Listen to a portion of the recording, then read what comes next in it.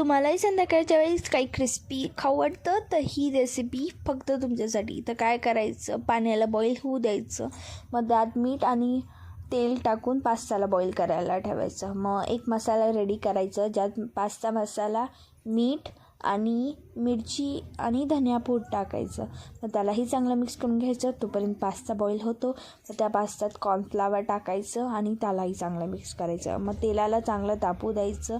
चांगलं तापल्यावरच मग त्या पास्ता त्याच्यात ॲड करायचा आणि न हलवता 2 ते 3 मिनटं फ्राय करायचं, म्हणजे की त्या पास्त्यामध्ये तेल घुसत नाही आणि ऑइली पास्ता होत नाही. मग 5 मिनटं झाल्यावर त्याला थोडंसं सुटसुटीत करायचं. सुटसुटीत होऊन जाईल जेव्हा ते फ्राय होईल तेव्हा. मग ते सुटसुटीत होऊस्तक त्याला फ्राय होऊ द्यायचं. गोल्डन कलर येईल मग तेव्हा त्याला काढायचं आणि मग त्यात जो पास्ता मसाला रेडी केला होता तो टाकायचा आणि क्रंची पास्ता तुमचा रेडी आहे.